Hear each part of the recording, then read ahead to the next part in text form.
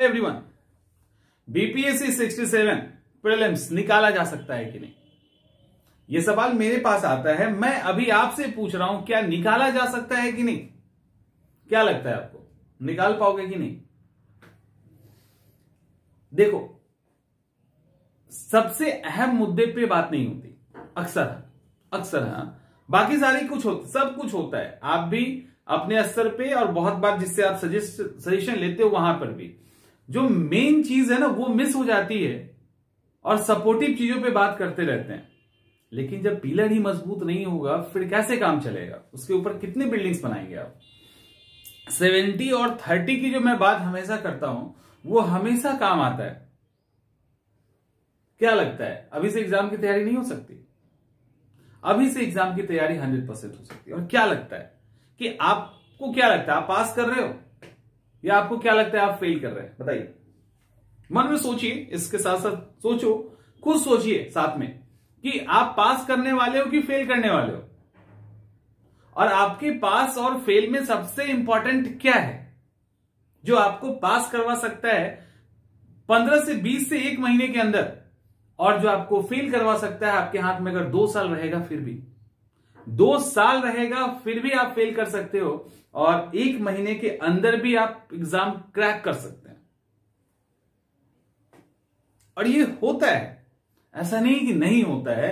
कुछ एलियन वाली बातें मैं नहीं कर रहा हूं, कोई सॉफ्टवेयर आ गया, कोई कैप्सूल पी लिया, ऐसा कुछ नहीं है। बस सामान्य सी बात है। देखो, आप एग्जाम में पास खुद को ही खुद से करवा सकते हैं, बाकी सारी चीजें सपोर्टिव है। उसमें कोई कोचिंग होगा, कोई टीचर होगा, कोई नोट्स होगी, कोई किताबें होंगी, ये सब सपोर्टिव है।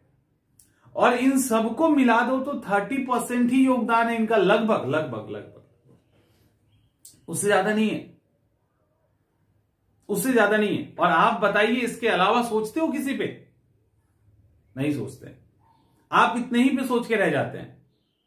ये भी अक्सर है, ऐसा होता है, ठीक है। अधिकांश केस में ऐसा ही होता है कि हम लोग इसी को मजबूत और इसी को ठीक करने के चक्कर में लगे रहते हैं। बढ़िया नोट्स, बढ़िया किताब, बढ़िया कोचिंग, ये वो फलाना ढिमाका, लेकिन हम उस पर फोकस नहीं करते जो हमारा बिलीफ सिस्टम है। हम उस पर फोकस नहीं करते जो हमारे टेम्परामेंट को हाई करता है। हम उस पर फोकस नहीं करते जो इसके लिए हमारे पर्सनैलिटी के अंदर, हमारे सोच के अंदर जो चीजें आनी चाहिए उस पर हम बिलीव नहीं करते या उस पर काम ही नहीं करते। और जब भी उसकी बात होती है तो बहुत सारे को लगता है कि ये तो टाइम पास चल रहा है, इसका तो कोई मतलब नहीं है। लेकिन लिख के रख लो, मतलब उसी का है। और वो ठीक हो गया ना तो ये 30% का मतलब खत्म हो जाएगा, ठीक है। ये वैसे ही हो जाएगा, इसको करने की जरूरत नहीं होगी आपको। आपका जैसे ही मैग्नेट मजबूत होगा ना, आप इन सबको खींच लोगे। तो जैसे कहा, क्या एक एग्जांपल है कि 4 घंटे आपको मिला है, आपको 4 घंटे मिला है और एक आड़ी दी गई है पेड़ को काटने के लिए। आड़ी तेज नहीं है, आपको इस दौरान तेज भी करना है और पेड़ को भी काटना है। मैंने इसके पहले भी सवाल पूछा था, आई थिंक शायद लाइव सेशन में पूछा था एक बार। तो काटनी है तो किसी ने बोला कि 1 घंटे में आड़ी तेज कर लेंगे, 3 घंटे में पेड़ काट लेंगे। किसी ने बोला 50-50 कर लेंगे, किसी ने बोला 3 घंटे में आड़ी को तेज करेंगे, 1 घंटे में काट लेंगे। अब देखो, सबके अलग, इसका क्या मतलब है? इसका मतलब है सबके सिचुएशन सेम है, आप सेम सिचुएशन में है, लेकिन काम करने का तरीका, जो सोच करके काम करने का तरीका अलग अलग है। कोई 1 घंटा ही उस आड़ी को तेज करने पे दे रहा है और 3 घंटा रगड़ने के लिए तैयार है, और कोई 3 घंटा उसी को तेज कर रहा है, 1 घंटे में काट के निकल जाएगा। कितना अंतर हो गया? और कटेगा, जब वो चीजें तेज हो जाएंगी तो कटेगी, तेज नहीं होगी तो आपको ज्यादा चोट करना पड़ेगा। हथौड़े से या किसी, मतलब वही तेज नहीं चीज है उससे लकड़ी काटना और तेज चीज से लकड़ी काटने में कितना अंतर होता है, एक बार सोच लो। देखिए, अभी आप जो एग्जाम की तैयारी कर रहे हैं ना, इसमें जो फेल करवाने वाला फैक्टर है वो सबसे अहम होगा आप अगर चाहोगे कि आप फेल कर जाइए तो आप कर जाएंगे, और आप अगर चाहेंगे कि आप पास कर जाइए तो कोई नहीं रोक सकता है।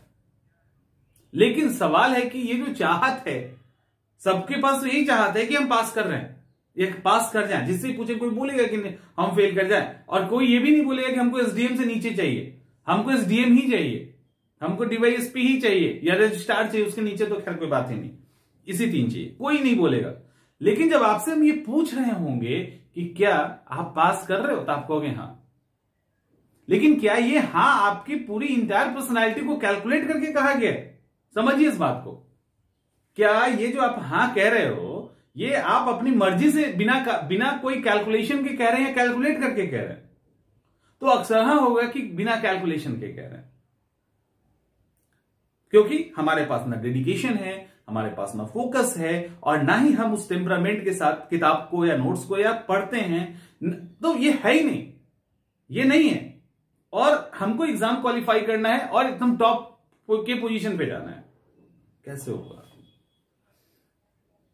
तो ये जो 70% की बात है, जो टेम्परामेंट की बात है, ये बहुत मुश्किल चीज है। किताब पढ़ना, नोट्स पढ़ना, याद करना, लिख देना, ये आसान चीज है।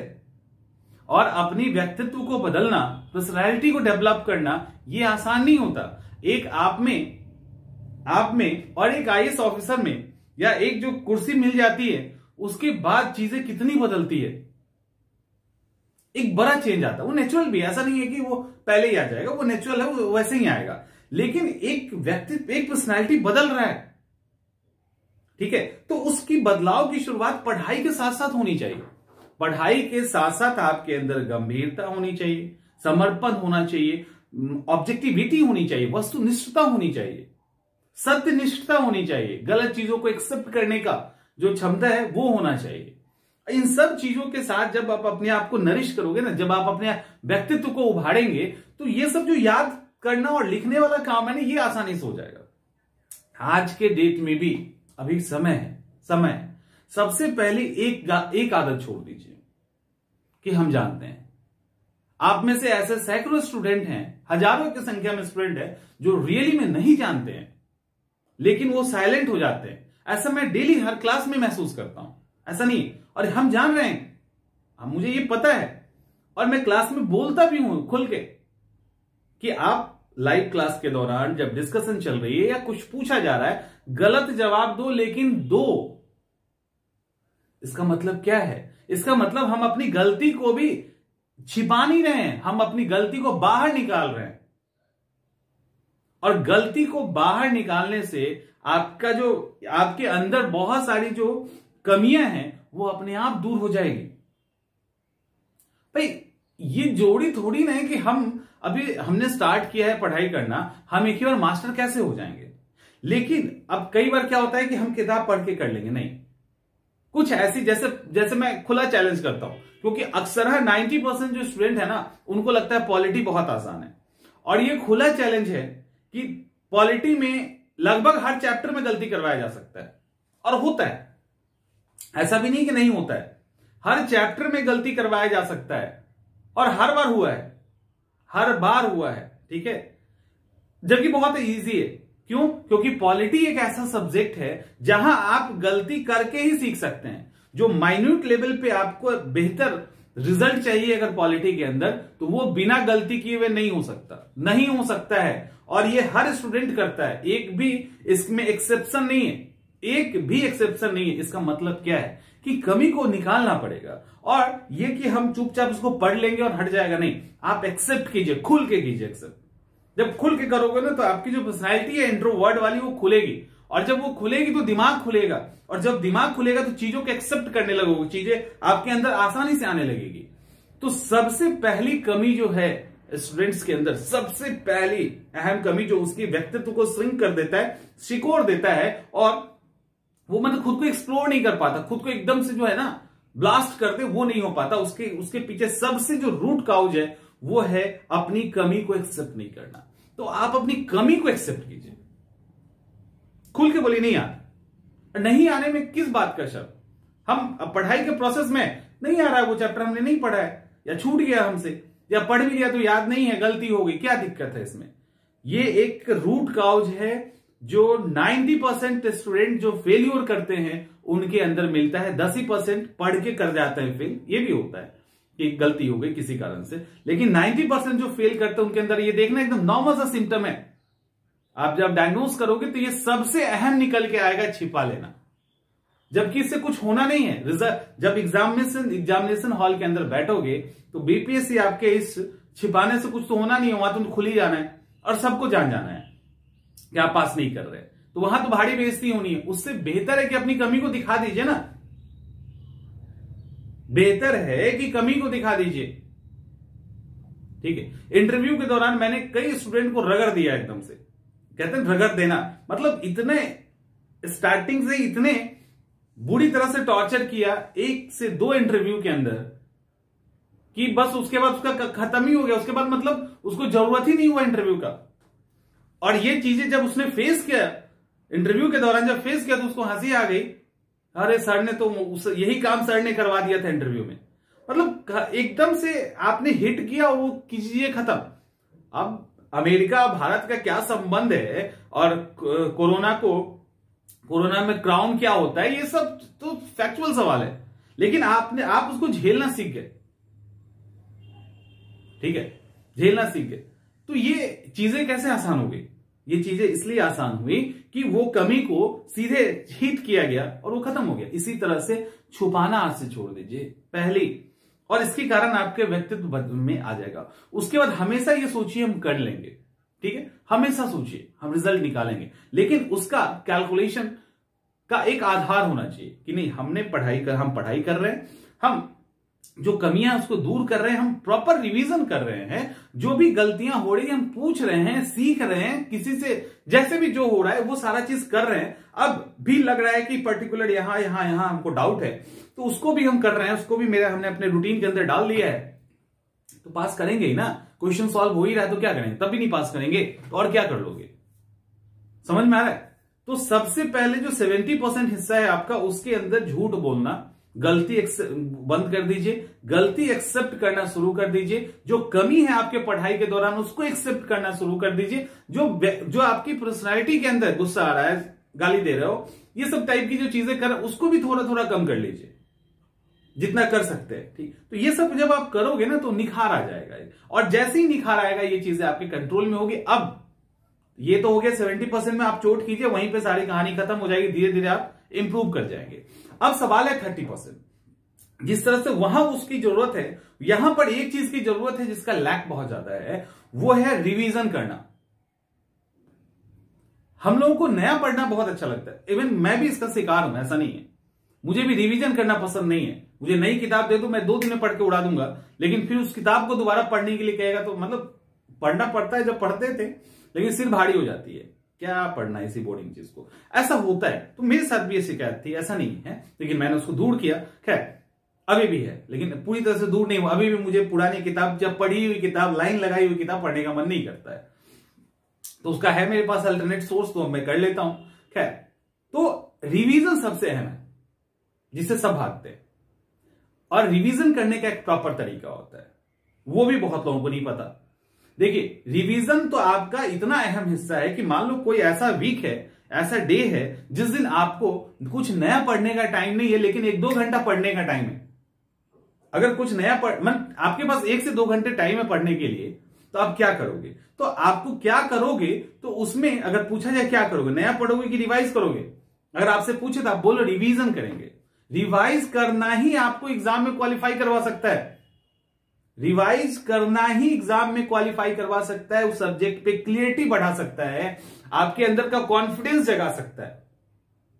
तो अगर 4 घंटा मिल रहा है ना आपको डेली का, अगर आपको 5 घंटे या 4 घंटे मिल रहे हैं, तो कम से कम 50% तो आपको रिवीजन पे देना है, और वही आपको अंदर से मजबूत करेगा, वही आपके कॉन्फिडेंस को बढ़ाएगा, और बाकी ये वाला जो काम कर रहे हो कमी दूर करने का एक्सेप्ट करके, तो ये उसके साथ सपोर्ट करेगा, और विद इन 15 to 20 डेज आप उस जगह पे होंगे जहां से आपको सफलता दिख रही होगी।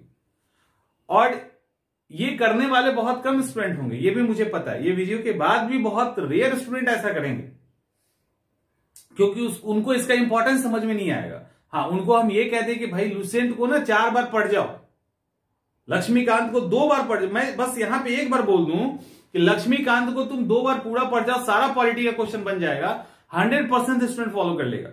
लेकिन ये बात कहने पे बहुत के समझ में ही नहीं आएगी, बहुत के समझ में नहीं आएगी, लेकिन इसको अगर डाउट थोड़ा भी हो तो दोबारा वीडियो देखिए, तिबारा वीडियो देखिए, क्योंकि प्लानिंग सबसे अहम है। बाकी सब वेस्ट हो जाता है, अगर नहीं करोगे तो सब वेस्टेज है, कोई फायदा नहीं है उसका। तो रिवीजन आपको अहम है। अब रिवीजन कैसे करना है, सवाल है कि रिवीजन कैसे करना है। तो रिवीजन में अक्सरहा क्या होता है, अक्सरहा क्या होता है कि मान लो कि कोई भी लुसेंट, कोई भी किताब है, लुसेंट की किताब है मान लेते हैं हम, अब उसको A to Z पढ़ डाला, अब भैया रिवीजन करना है, तो कैसे करना है, फिर शुरू करो। हमने तो लुसेंट को 14 बार खत्म कर दी, क्यों 14 बार खत्म किया लुसेंट को? आपको कैसे याद है कि आपने 14 बार लुसेंट खत्म किया? याद ही नहीं होना चाहिए 14 बार लुसेंट खत्म करने का। और 14 बार लुसेंट खत्म करने की क्या जरूरत है, जब आपको पता है असहयोग आंदोलन 1920 में हो गया है और आप कोमा के अंदर रहेंगे, पूछेंगे भाई असहयोग आंदोलन नॉन कॉपरेशन कब हुआ था, तो 1920। समझिए, क्विट इंडिया मूवमेंट कब हुआ था, 1942। किसने किया था, गांधी जी। समझ रहे हैं? तो जब मान लो कि इस लेवल पे आपके फैक्ट्स याद हो गए, इस लेवल पे कि आप बेहोशी की अवस्था में भी उसका सही जवाब दोगे, तो उसको बार बार रिवाइज करने का क्या मतलब है? उसको करने का एक टाइम होता है, वो भी अभी मत करते हैं। तो अब क्या होता है कि देखिए, आपका जो ये आंख है ना, यहीं से पिक्चर उल्टा बन के जाता है और सीधा होता है ना। तो ये जो आंख है आपकी, जो देखती है, अगर बार बार उसी चीज को दिखाओगे जो आपको याद है, उससे बार बार गुजर रहा है ना, तो उसके बीच में जो चीजें याद नहीं है उसको वो स्किप कर देगा, क्योंकि आपका ब्रेन बहुत ही शार्पली आपको धोखा दे देता है और आपको लगेगा कि मेरा रिवीजन प्रोसेस पूरा हो गया, और गलती वहीं कर जाओगे आप। यानी आपको पता है 1922 में असहयोग आंदोलन हुआ, यहां हुआ, गांधी जी ने लीड किया, ये प्रोग्राम थे उसके, या 368 के अंदर संशोधन होता है, 2 तरह के अमेंडमेंट होते हैं, और फलाना ढिमाका टाइप के फैक्ट्स दिए हुए हैं। अब वो आपको याद है, वो आपको याद हो गया है, पूरी तरह से याद हो गया। अब जब रिवीजन करोगे ना, तो वो सब फैक्ट्स जब दोबारा आंख के सामने आएगा, जो कि पूरा याद है, तो आपका आंख उसको उठाएगा, इमेज अंदर जाएगा और दिमाग बड़ा खुश हो जाएगा कि अरे हमको याद है, और वो इतना तेज भाग जाएगा ना कि जो मिसिंग पॉइंट है या जो आपको याद नहीं है वो छूट जाएगा। तो रिवीजन करने का सबसे बेस्ट तरीका यह है कि जैसे ही जो ऑप्शन आपको याद हो गया या जो लाइंस आपको याद हो गए, उस लाइन को जैसे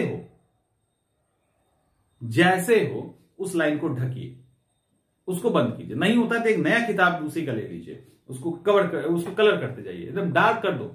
वो नहीं, थोड़ा मेहनत कीजिए, उस हल्का कोई टेप या पेपर लगा सकते हैं, हल्का हल्का चिपका के लगा दीजिए, लेकिन उसको बंद कीजिए।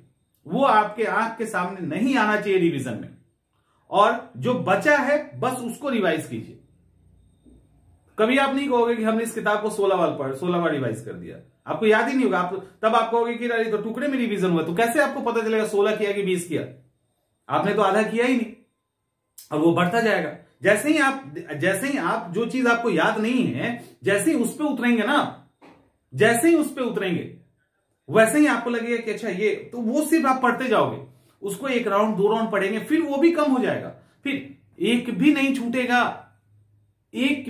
छूटेगा, ठीक है? तो अभी आप एक तो 70% के अंदर झूठ बोलना खत्म कीजिए, वो ब्रेक हो जाएगा। आपको जो नहीं आता है उसको एक्सेप्ट कीजिए, और ये जो 30% है उसमें रिवीजन, और रिवीजन करने का सही तरीका, इसको अपना लो। उसका नया तो पढ़ ही लोगे कुछ ना कुछ, बताने की तो जरूरत है नहीं, नया तो आप पढ़ेंगे। और एग्जामिनेशन अभी क्रैक होगा, नहीं होगा ऐसा हो ही नहीं सकता है, हो ही नहीं सकता है कि एग्जामिनेशन आपका नहीं निकले। इतना ये 2 रूट काउज है, इसको आप दूर कर लीजिए बस, सब फिर नहीं पीछे पलट के देखोगे, ये गारंटी है। ये प्रीलिम्स में भी काम आएगा, मेंस में भी। 70% वाला काम तो एक बार कर लिया तो झंझट ही खत्म हो गई आपकी, वो तो लाइफ टाइम काम आने वाला है। और 30% में थोड़ा ऐड होगा, थोड़ा हटेगा, इतना ही होगा, उसके बाद तो आपका टेंशन ही खत्म हो जाएगा, और आप कीजिए। और जो लोग कहते हो ना कि सर हो पाएगा कि नहीं हो पाएगा, अब इतना सोच के खुद सोचिए हो पाएगा कि नहीं हो पाएगा, जवाब आपको मिल जाएगा। ठीक है, मिलते हैं अगले वीडियो में।